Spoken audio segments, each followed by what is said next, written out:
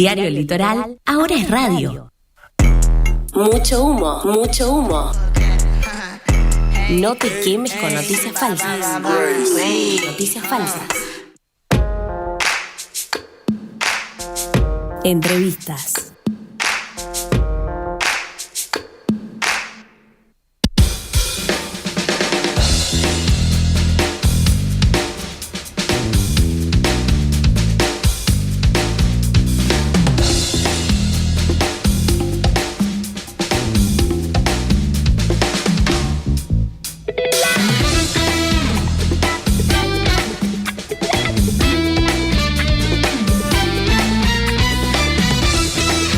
Y 52 en toda la Argentina. Nosotros continuamos con el programa y en este caso vamos a darle la bienvenida a estudiantes del sexto año División F del Colegio Robinó, que vienen a contarnos un poquito de una actividad que han realizado a lo largo del año. En este caso vamos a hablar un poquito acerca de un proyecto que ellos han denominado La verdad detrás de los rumores acerca del VIH en este sentido, y que es un proyecto que, como bien decíamos, bueno, buscaron ellos a través de entrevistas, contactos con especialistas, profundizar un poco la cuestión acerca de la situación del VIH en la Argentina, por ahí para no ahondar tanto en cuestiones internacionales, que bueno, es lo que más conocemos, ¿no? Estamos con Guillermina Mesa Tanara, con Luciana Encina y con Ornella Molina, que están aquí con nosotros. Bienvenidas, chicas, y muy buenos días y gracias por estar acá. Gracias. Bueno, un poco yo traté de contextualizar cómo nace el proyecto, pero ¿por qué eligieron hablar sobre VIH, por ejemplo?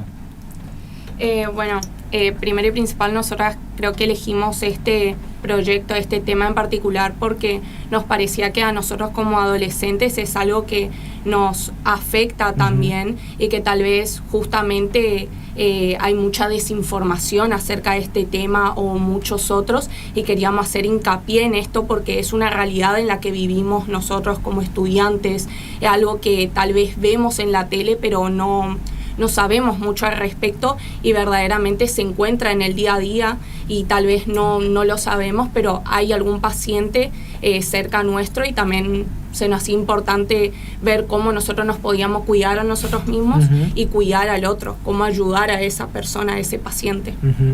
También notamos, también notamos que además de la desinformación es que muchas personas se esconden eso, entonces nosotros queríamos, gracias a esto del tema del rumor y eso, que no se sigan escondiendo, que no sigan teniendo vergüenza, ya que gracias a todos los tratamientos una persona puede seguir llevando su vida normal, común y corriente, teniendo amigos, compartiendo cosas, ya que llevando su tratamiento es totalmente normal su vida, pero sí o sí todo el día se está sintiendo como mal consigo mismo al saber que está enfermo. Y cuando hablan de rumores, ¿con qué se encontraron, ¿no es cierto? Con esto que ustedes mencionan, ¿no es cierto? Hay todo un estigma alrededor del VIH, las personas que lo tienen. Claro, sí. ¿Con qué se encontraron? Y, por ejemplo, desde los inicios del VIH, cuando aparece en los 80s, estuvo plagado, y hasta el día de hoy sigue estando, con una enfermedad, con una epidemia con mucho estigma y discriminación. Es más, o sea, se llevó mucho tiempo lograr concientizar a la cultura popular del VIH, porque todo era, cuanto más lejos podías estar de una persona infectada, mejor. De ahí también sale de que el VIH por mucho tiempo, antes de otorgarle un nombre, la propia gente le empezó a dar apodos como la peste rosa, algo de los homosexuales, una rara neumonía, un raro cáncer, un castigo divino por mantener relaciones sexuales fuera del matrimonio, por ejemplo. Y así, o sea, desde sus inicios ves eso, es algo que vos sabés que a lo largo de la historia se sigue manteniendo. Y bueno, y por eso justamente nosotros quisimos divulgar e investigar, para comunicar principalmente a gente de nuestra edad que está experimentando todas estas nuevas facetas, y el desconocimiento carece por todos lados. Ustedes hablaban un poco de, bueno, por qué los interpeló elegir esta cuestión, basado también en la edad y la etapa que están transitando. Empezaron en marzo, están terminando ahora. ¿Tenían algún prejuicio sobre la cuestión? ¿Algo que, por ejemplo, después de hacer este trabajo haya cambiado? No, yo siento que estábamos igual que las personas comunes, era la desinformación. Por ejemplo, lo que nosotros no sabíamos era que lo que nos dejó impactados es que hay dos tipos de VIH, el VIH-1 y el VIH-2, que bueno, el VIH-1 es como el que más se conoce, el que es mundialmente conocido, y luego está el VIH-2, que solamente quedó en una parte de África, que es en donde nace esta enfermedad, pero que dicen que es mucho más contagiosa, pero no consiguen sacar específicamente características que vos digas, wow, qué diferencia. Solamente que este VIH no salió de África, y también dicen que es mucho más complicado el tema de curarla. Es la que mayormente tiene más muertes. Y eso y otras cosas que también descubrimos, bueno, además de todo el tema de los rumores y de los distintos medicamentos que se podrían encontrar. Y cuando arrancaron la investigación, ¿cómo se organizaron? Digo, los distintos pasos, digo, ¿con quién me contacto? ¿Cómo fue todo ese proceso previo? Digo, bueno, empezaron en marzo, ¿cómo fue contactar con las personas? Bueno, nosotros primero tratamos de por medio de nuestros conocidos, tratar de poco a poco conseguir otro conocido hasta llegar primero a la psicóloga social Alicia Encina, que ella está todo en el tema de la promoción y la prevención de este VIH, hepatitis virales y otras ETS, que son la enfermedad de transmisión sexual, y ella desde el momento cero nos brindó su disposición, y inclusive aprendimos muchas cosas que no sabíamos, nos mostró cómo se hacía un testeo, nos mostró en persona cómo eran las pruebas de anticuerpo, por ejemplo, nos mostró toda la instalación, nos dio a conocer lo que hacían diariamente, su trabajo, cómo ellos también se ponían a disposición de la comunidad. Después, por otro lado, estaba el infectólogo Fernando Achilleri, que él también desde el minuto cero nos presentó su disposición, y también ambos nos brindaron mucha información. Por el lado del infectólogo, él nos brindó mucho más información técnica que nos era muy necesario para, por ejemplo, toda la terminología, la caracterización, y después, por otro lado, la psicóloga, que nos ayudó por el tema de la prevención y la promoción de esto. ¿Tuvo algún disparador, algún objetivo que se hayan planteado? Quizás sea la desinformación, aportar un poquito a generar información más certera sobre la infección, pero digo, ¿cuál fue ese objetivo general o principal que ustedes se plantearon con el trabajo? Sí, bueno, al empezar nosotros a principio de año estudiamos en qué consistía una investigación científica, porque fue adentrarnos en ese papel de qué hace un investigador científico. Estudiamos los métodos, qué se empieza, cómo va, qué esto, qué lo otro. Y en la primera instancia, antes de iniciar, era justamente plantear los objetivos, tanto intrínsecos como extrínsecos. Y sí, lo que yo creo que principalmente marcó la investigación fue el entender, el comprender qué es el VIH, cuáles son los mitos, cuáles son los rumores, cómo inicia, si tiene o no tiene cura, y después, obviamente, extrínsecos de salir, y el compartir esos conocimientos con la sociedad y principalmente con nuestros pares, porque se empieza primero con pasos chiquitos, y después, obviamente, podemos estar acá, por ejemplo, abordando la investigación. Me interesa saber eso que bien marcaste vos, ¿no es cierto? Estos primeros objetivos, ¿no? En donde me interesa saber qué percepción quedó en ustedes, en sus palabras, qué es el VIH, que por ahí muchas veces también muy confundido con el SIDA, ¿no? Me imagino que se habrán encontrado con eso, y también, bueno, un par de mitos, si quieren aprovechar para hablarlos, que me parece muy buena idea con esta cuestión de ir en contra de la desinformación que muchas veces hay alrededor. Algunos de los mitos que nosotros encontramos, y es más, nosotros pensábamos que era así, era el tema del beso, ya que nosotros pensábamos que al uno besarse con una persona con VIH ya se contagiaba, y eso es un gran mito, ya que se necesitan 40 litros de saliva para poder llegar a contagiarse de VIH. Hay que estar... Claro, hay que estar largo. No aburrirse. También, por ejemplo, el tema de los abrazos o el contacto directo con la persona, eso es algo que por ahí la gente tiene mucho prejuicio, cree que es verdad, pero en realidad es totalmente mentira. Y, por ejemplo, hay solamente 3 vías por las que se puede contagiar del VIH: por vía de la leche materna de una madre a su hijo, por vía sanguínea, y después por vía de la transmisión sexual. Y en cuanto a la pregunta que nos hiciste de qué entendíamos por VIH por medio de esta investigación, nosotros bien pudimos separar lo que era VIH de SIDA. VIH significa virus de inmunodeficiencia humana, de inmunodeficiencia debido a que una vez que el virus entra al organismo, empieza a decaer poco a poco, afectando el sistema inmunológico.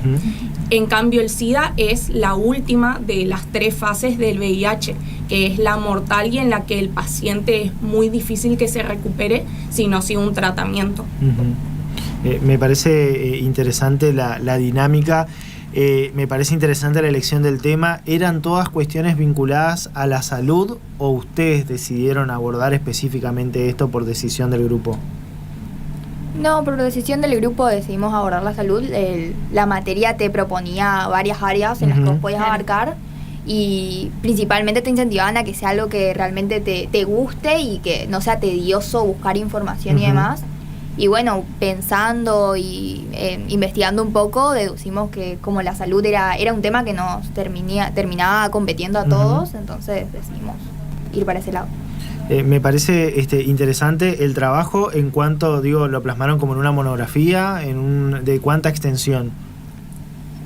Tiene alrededor de 40 páginas. Bastante. Sí, porque un informe que, como dijimos, fue muy exhaustivo y queríamos verdaderamente dedicarnos a ello, no dar información por arriba, sino profundizarlo lo más posible. Y también nuestra profesora Ana María Brands y la profe Tamara nos permitieron poder explayarnos, poder comentar más al respecto, y desde el minuto cero nos dieron el ok, entonces le íbamos para adelante. La verdad, buenísimo lo que están haciendo, me parece increíble, sobre todo también viniendo desde jóvenes que están atravesando también esta etapa en donde uno primero se empieza a encontrar con estas situaciones, ¿no es cierto? Así que me parece increíble el trabajo que hicieron. ¿Qué es lo que más le llamó la atención de todo el proceso? Del contacto con los especialistas, de ver los testeos, de ver las muestras. ¿Qué fue lo que más le sorprendió? A ver, de todo el proceso, a mí, no sé si me sorprendió, pero sí como que ahora lo veo y yo digo, a principio de año era, voy a hacer todo un informe, que decía, no voy a llegar, no hay forma. Y después como tipo paso a paso, iban pasando los meses, ibas haciendo parte, y al final vos veías y decías, güey, o sea, lo logramos. Entonces me parece como que eso creo que fue lo que más me sorprendió a mí y creo que al grupo. Y en sí de investigación, un dato que creo que a todos el grupo le impactó es que si bien el VIH aparece en los 80, el VIH termina evolucionando de un virus ya existente, que es el VIS, virus de inmunodeficiencia en simios. El mismo nace en África porque los nativos africanos solían mantener diferentes rituales con los simios, que iban desde comer su carne hasta mantener relaciones sexuales. Sí. Y bueno, posteriormente, como explicó Guille, él nace en África, se divide en dos tipos y uno se termina expandiendo por todo el mundo. Claro. Y me parece que eso fue lo loco, porque nosotros sabíamos del VIH y eso, pero que apareció en los Estados Unidos como una enfermedad normal, pero que tenga todo ese trasfondo atrás, ese coso científico, me pareció Yo creo que raro. Otra cosa que también nos sorprendió fue lo que vos explicabas a la hora de realizar el oral, que fueron las personas curadas por el VIH. Sí, eso está bueno. Eso Explico. El VIH no tiene cura, pero es tratable. Años atrás pensar en que ahora se puede ser tratable es un reavance. Pero científicamente existen dos personas que se puede decir que están técnicamente curadas de VIH. Se llaman el paciente de Berlín y otro el paciente de Londres. Mira. Son dos personas que además de tener VIH, tenían también diferentes tipos de cánceres. Leucemia o un sarcoma de Kaposi, creo. Sarcoma de Kaposi. Y ellos en su tratamiento por cáncer reciben un trasplante de médula ósea. Lo que hace la médula ósea es que cuando reciben el trasplante es como que todo su sistema inmunológico se regenera y pierden contacto con el virus. Sin embargo, los científicos no quieren hablar de una cura en sí porque son procedimientos totalmente costosos y son impensados llevar a cabo una cantidad masiva de gente, no se le puede dar un trasplante de médula a todo el mundo. Es interesante igual. Sí, entonces se habla más de una remisión a largo plazo. Sí. Sin embargo, obviamente son como esperanzas buenas para la enfermedad, porque si en 40 años se ha logrado eso, se puede pensar que capaz en 40 años más sí se puede hablar de una cura. Totalmente. Bueno, es muy interesante ese dato, yo creo que muchas personas no lo van a saber. Sí, y yo no lo conocía. Yo tampoco. Lo último, y no tiene que ver con esto, ¿tienen claro a qué se van a dedicar? Sí. A ver. Yo desde marzo ya empecé en la Academia Trío por el tema del ingreso a medicina. Ajá. Mira. Así que esa es la idea. Sí. Bueno, yo psicología Muy en la bien. Cuenca. Sí. Futura psicóloga para entrevistar. Y yo me voy para el lado de la ingeniería electromecánica.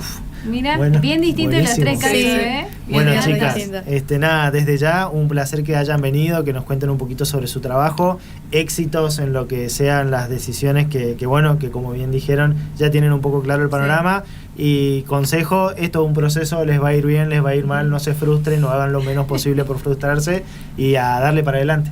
Así que gracias por haber venido. Gracias a ustedes por la invitación también. Bueno, estábamos charlando nosotros con Guillermina Mesa Tanara, con Luciana Encina y con Ornella Molina. Ellas forman parte actualmente del 6º año División F del Colegio Robinó con orientación en Humanidades y están realizando un proyecto, o en este caso terminaron de realizar un proyecto de investigación a lo largo de todo el año, en la que se orientaron específicamente en derribar mitos, verdades acerca del VIH, ¿no? Y como nos estaban contando, dejándonos algunos datos también más que interesantes en lo que tiene que ver con la continuidad también de, bueno, su ciclo educativo, ¿no? Y ahora, así como teníamos a las 3 estudiantes, vamos a recibir nuevamente, en este caso, a 2 estudiantes más y a quien de alguna manera también las está acompañando. Vamos a darle la bienvenida primero a Morena Espíndola Casino y a Lourdes Duete. Bienvenida, chicas, y gracias por estar acá. Y en este caso ustedes están haciendo un proyecto sobre el síndrome MRKH, que ahora les voy a pedir que me expliquen qué es, porque no tengo la menor idea. Y en este caso también está con nosotros Tamara Alegre, que bueno, es quien está acompañando también a los chicos. Tamara, buen día y gracias por estar acá, ¿eh? Buen día, muchas gracias por la invitación. Nada, solamente comentar que los estudiantes vinieron haciendo como una campaña de difusión en los medios en la última semana de noviembre y a raíz de esa difusión fuimos invitadas también para venir acá, así que agradecer el espacio y a la producción del programa por la posibilidad. Bueno, chicas, nada, cuéntenos un poquito el trabajo. Entiendo que es el mismo contexto que las compañeras, lo hicieron a lo largo de todo el año. ¿Por qué eligieron este síndrome y de qué se trata, digamos? Bueno, lo elegimos porque justamente nosotras queremos estudiar medicina. Ajá. Y sí o sí queríamos que sea algo sobre la salud. Y como vimos que este síndrome es algo que no se conoce, muchos nos preguntan que por qué, de dónde salió. La realidad es que solo las mujeres la padecen y está muy, muy invisibilizado, no se conoce. Y bueno, es una oportunidad, vimos que era una gran oportunidad para poder explayarlo y contarlo, porque nos puede pasar a cualquiera es la realidad, aunque sea un público muy pequeño el que lo padece, puede pasarnos, así que nada, eso. Uh-huh. ¿Y qué es? ¿Nos pueden contar? El Estamos síndrome, bastante sí, perdidas. nos pasa. El síndrome de MRKH se llama así por sus siglas, es Mayer-Rokitansky-Kunsterhauser. Son los apellidos de las personas que lo descubrieron. Es una malformación congénita que afecta al aparato reproductor femenino y que se caracteriza por la ausencia total del útero y los 2/3 superiores de la vagina. Solamente los padecen las mujeres y lo que nos llamó más la atención es que hay un caso cada 4.500 a 5.000 nacimientos femeninos. Que, si bien parece raro, hay una cierta incidencia a nivel mundial y bueno, decidimos que lo queríamos tratar. ¿Y con qué se encontraron, digo, con esta enfermedad, ¿no es cierto?, en el terreno argentino, digo, y Bueno, me imagino que habrán hecho un trabajo de campo, sí. hablaron con especialistas, al igual que las chicas también. Sí, bueno, últimamente vimos un caso de Misiones y bueno, también vimos que en un colectivo de Chaco Corrientes había un padre pidiendo por el tratamiento porque es costoso y no se ve mucho, entonces tiene mucho más costos. Y no sé qué otro... Sí, investigando mucho más nos dimos cuenta, nosotras entrevistamos a una mujer que es española. Sí. Uh-huh. Lo hicimos a través de Meet, la contactamos porque ella tiene un libro contando sobre su experiencia y sobre mujeres que lo padecen. Y bueno, más que nada se basa en la resiliencia que ellas sufren al enterarse. Porque el síndrome no es que ellas nacen sabiendo que no tienen un útero, sino que al llegar la adolescencia, a los 15, 16 años, sufren la amenorrea primaria, que es que no les viene la menstruación. Entonces acuden a una consulta y ahí se hacen una serie de estudios y se dan cuenta que la causa es el síndrome. En una etapa importantísima también, Sí. donde uno va creciendo, se está conociendo y empieza a experimentar también y a afrontar un proceso que bien ustedes decían, permite también desarrollar una vida normal más allá de la situación. Emocionalmente es chocante encontrarse con esa noticia. Me parece genial el contacto, digamos, y pienso que sin la virtualidad quizás hubiese sido imposible que ustedes puedan acceder a una entrevista como esta. No, sí, totalmente. ¿Qué le deja el contacto con ella, siendo una especialista, habiendo hecho un libro, digamos? O sea, ¿qué fue lo que más le llamó la atención? Y fue muy gratificante escucharla, más allá de su causa, ¿no? Es otra persona, es otro lugar del mundo. Es muy... ¿Se sorprendió ella cuando ustedes la contactaron por esto? Bastante. Es más, sí. En la entrevista a ella casi se larga a llorar. Fue fuerte, porque nos contaba que cuando se enteró, lo sufrió como una muerte, así nos dijo, porque soñaba con ser madre por medio de gestación no es posible. Eso les estaba por preguntar. Entonces las mujeres que lo padecen no tienen posibilidad, ¿hay tratamiento, existe? Sí, hay tratamientos quirúrgicos y no quirúrgicos para la dilatación de la vagina. Los no quirúrgicos, constan de dilatadores todos los días. Eso lo aplicó nuestra entrevistada, que en ese momento era otra época aparte, era muy difícil. Y los quirúrgicos, que son la reconstrucción de una neovagina nueva, que es para, como se sabe que estas mujeres pueden tener o no tener vagina, si la tienen es 2 centímetros. Claro. Y si ellas quieren tener relaciones sexuales, tienen que aplicar este tratamiento. Claro.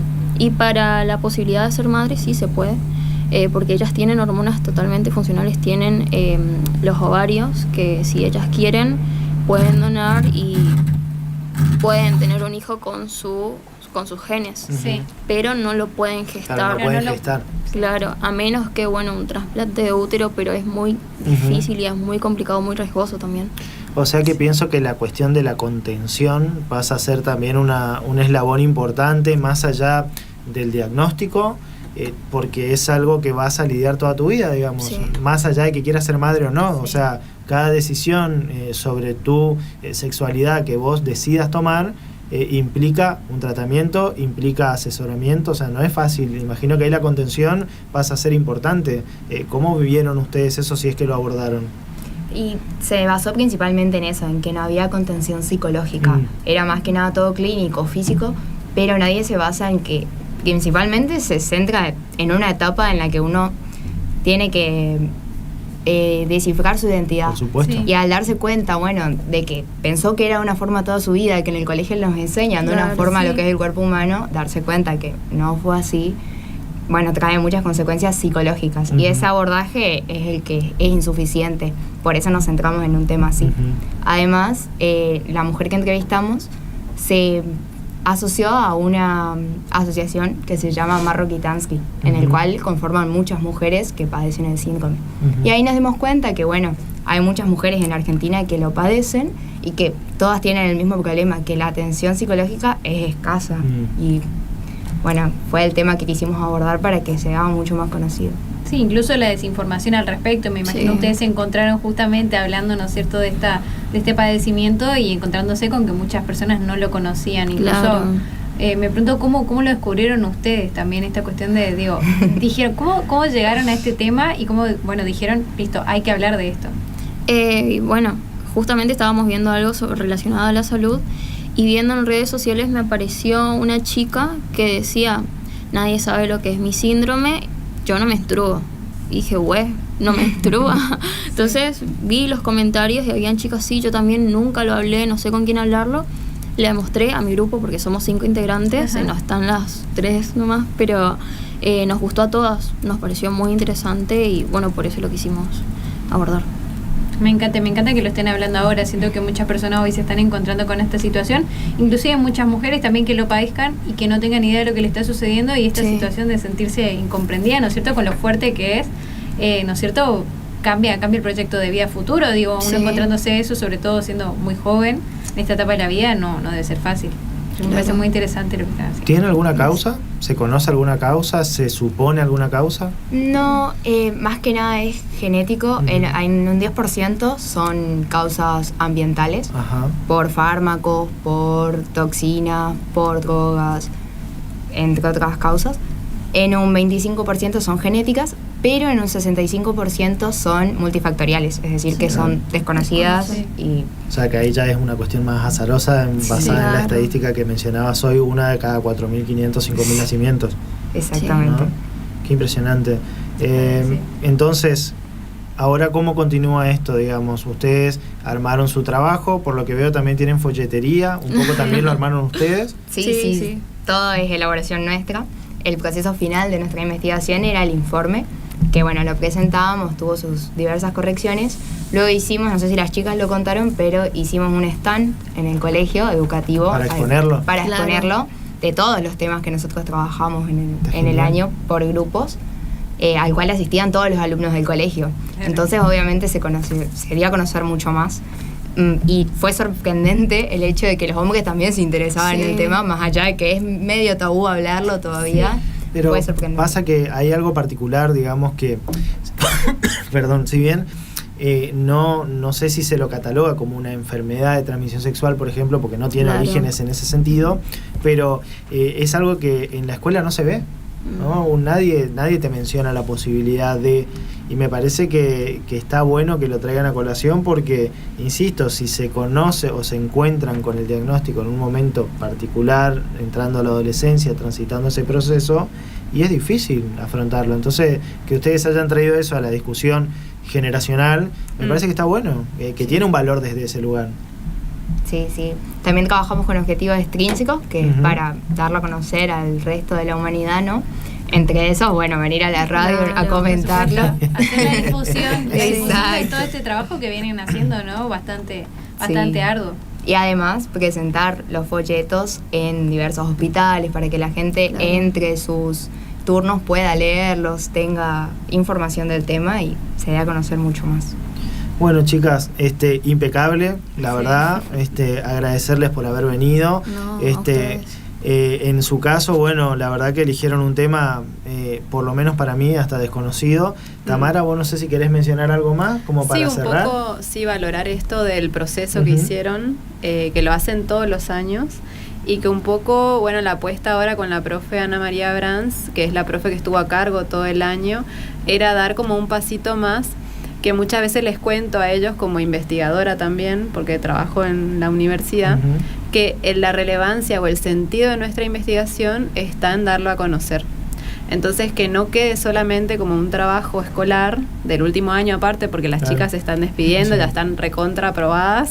O sea, realmente están haciendo una comunicación científica de sus trabajos. Perdón la interrupción, algo que no se hacía, o a lo que no se hacía, sino que se hacía en cuestiones más científico-académicas, jornadas de comunicación, muy del campo propio, pero no se lo hacía social. Claro, ellas podrían ir a un congreso de medicina, no sé, pensado en las mujeres o en pacientes con VIH, como era el grupo anterior. O sea, ver los distintos formatos de divulgación científica. Por supuesto que está toda la parte de la escritura, que trabajaron con sus informes, eso estuvo muy acompañado por la profe Ana, a quien saludamos, pero también esta parte es importante porque fíjense, también me pasó que no conocía el síndrome MRKH, que ahora lo puedo decir, pero me llevó un tiempo aprender.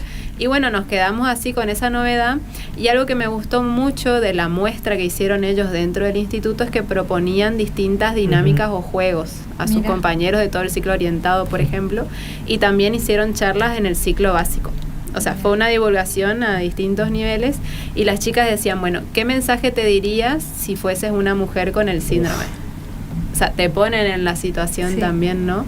Y bueno, justo el del VIH no llegué al stand porque imagínense que son 2 cursos y teníamos un ratito para recorrer.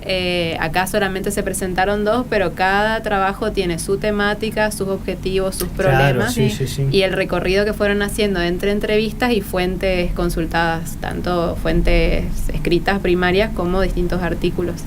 Así que bueno, ahí destaco mucho, o sea, yo estoy desde mayo en la escuela como asesora pedagógica, o sea, digo, aterrizando todavía porque es una escuela muy grande, el Instituto Robinó, conociendo a todos los profes, a toda la casa, y verlas en acción a ellas en la radio fue como alto nivel, o sea, estábamos muy...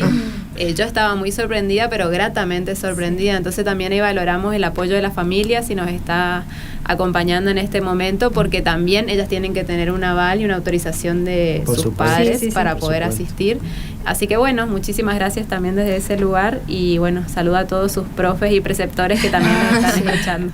La verdad increíble, aparte porque se le da, destaco esta cuestión de que se le da rienda suelta a que ellos puedan investigar de cosas que genuinamente le dan curiosidad. Exactamente. Y eso se nota en los trabajos que trajeron por cómo lo comunican. Así es. Así que excelente. Bueno, Tamara, gracias por haber Gracias a venido. ustedes por en el este espacio. caso, Morena, ¿quién es Morena? Nunca pregunté, Yo. perdón. Morena, gracias por haber venido. No, gracias y a Lourdes ustedes. también, gracias por haber Gracias venido y a compartido ustedes. con nosotros un poco de lo que ha sido su experiencia en este último año y puntualmente su trabajo, ¿no? Así que nada, agradecerles y a disposición para lo que necesiten. Muchísimas gracias. Bueno, nosotros vamos a hacer una pequeña pausa, 2:25 en la Argentina, y ya venimos con más del programa hasta las 13, los acompañamos. Dale. Estás escuchando